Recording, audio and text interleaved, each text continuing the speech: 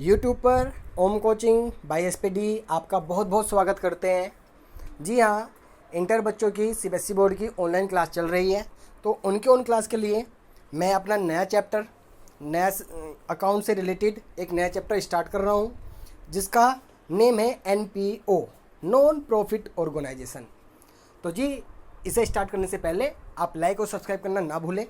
और इस चैप्टर को मैं 2-3 वीडियो के माध्यम से आपको पढ़ाऊँगा, जिसमें आज का हमारा टॉपिक है only introduction of NPO, introduction of non profit organisation.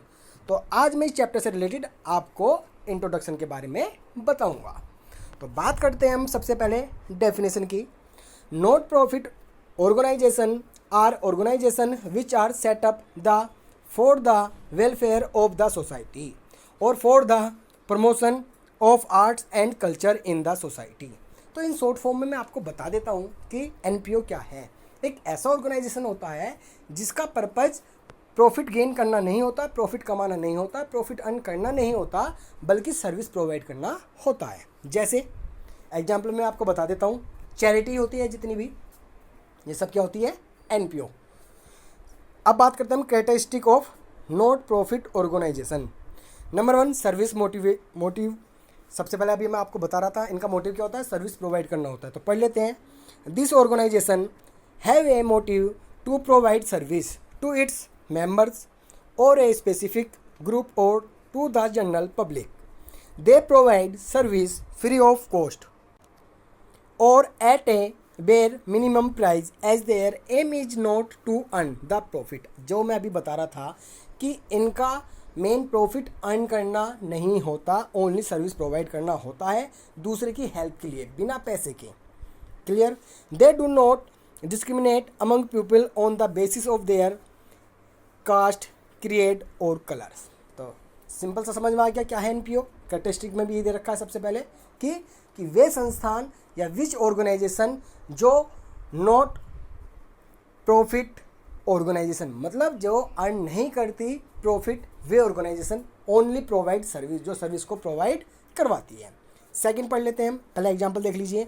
Example of service provide by them are education, food, health care, recreation, sports facility, clothing, shelter, etc. Clear? तो कैरेक्टरिस्टिक में पहला पॉइंट हो गया है। सेकंड पॉइंट पढ़ते हैं अब हम। दूसरा पॉइंट है members. These organizations are formed as charitable trust or society.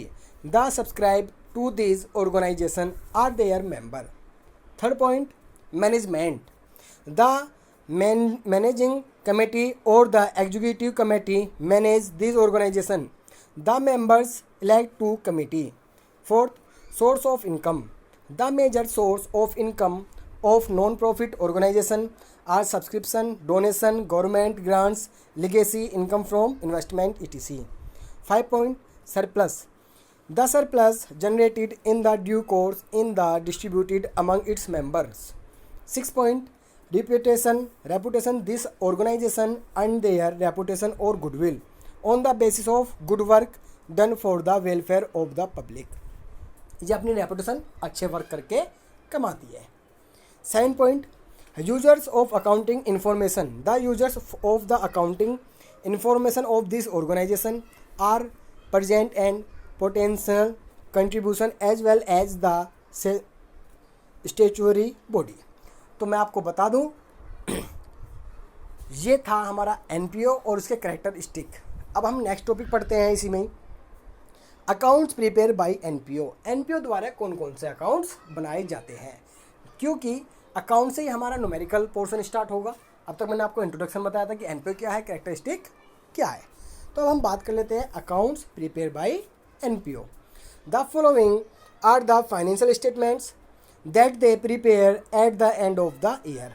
और ईयर के एंड में कौन कौन से अकाउंट बनाते हैं? Number 1, receipts and payment account.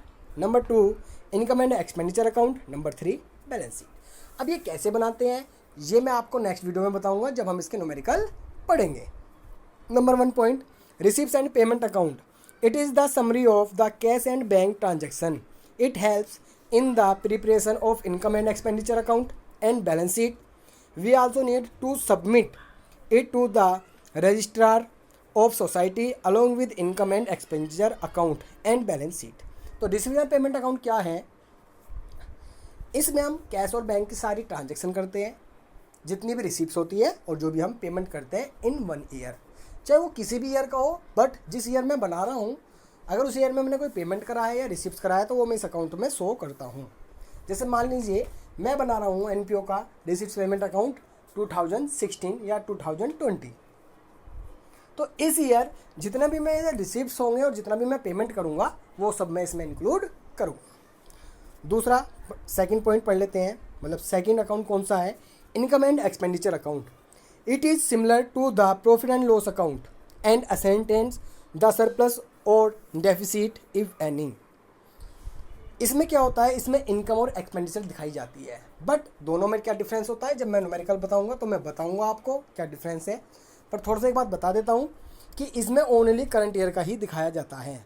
इसमें जो भी अमाउंट शो होगी वो ओनली करंट ईयर की शो होगी। क्लियर? और उसके बाद बात करते हैं हम balance sheet. We prepare it in the same manner as the balance sheet of concern with a profit motive. तो हमारे जो प्रॉफिट मोटिव के लिए हम क्या प्रिपेयर करते हैं इसमें? Balance sheet. तो मेनली ये 3 अकाउंट इसमें प्रिपेयर होते हैं, receives and payment account, income and expenditure account और बैलेंस शीट। तो आज इस चैप्टर में हमने पढ़ा है इंट्रोडक्शन ऑफ एनपीओ।